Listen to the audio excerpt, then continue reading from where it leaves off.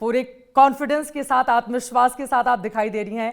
1 सालों की वो कौन सी बड़ी उपलब्धियां हैं जो देशवासियों को आज आप बताना चाहेंगी?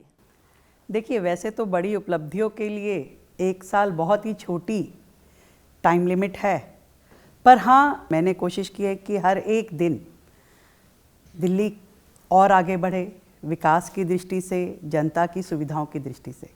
और अगर कुछ लैंडमार्क काम मैं बताना चाहूँ तो मुझे लगता है कि जो वर्षों से अटकी हुई आयुष्मान योजना दिल्ली की जनता को जिसका लाभ मिलना चाहिए था, वो पहले ही दिन लागू करना।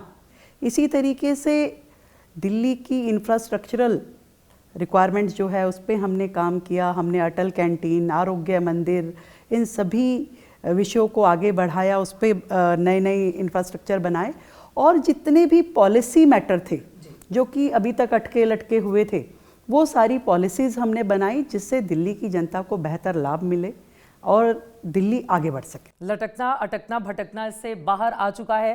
मतलब राजधानी दिल्ली बाहर आ चुकी है। कोशिश की जा रही है, रोजाना कोशिश की जा रही है। तो ये बताइए कि ब्यूरोक्रेसी से कैसे अब ताल्लुकात हैं आपके मैम?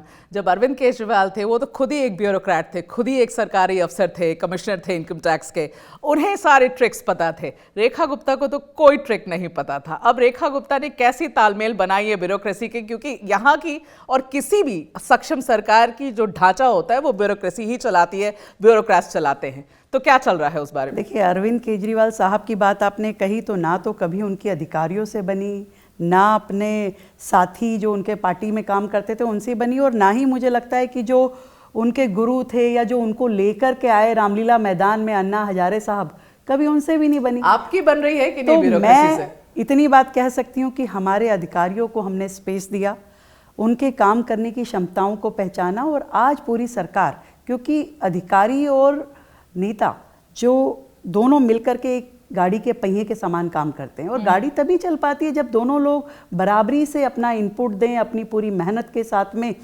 पॉलिसीज बनाएं और उनको क्रियान्वयन करें। तो हमारे दिल्ली के अधिकारी बहुत ही अच्छे तरीके से मुस्कुराते हुए काम कर रहे हैं, उनको कोई डर नहीं है। बात सुन रहे हैं आपकी? 100% बात सुन रहे हैं, तभी तो इतने सारे काम इस साल भर में हम कर पाए। तो अब चित्रा पूछेंगे आपसे सवाल कि बात सुन रहे हैं तो ये क्यों हुआ?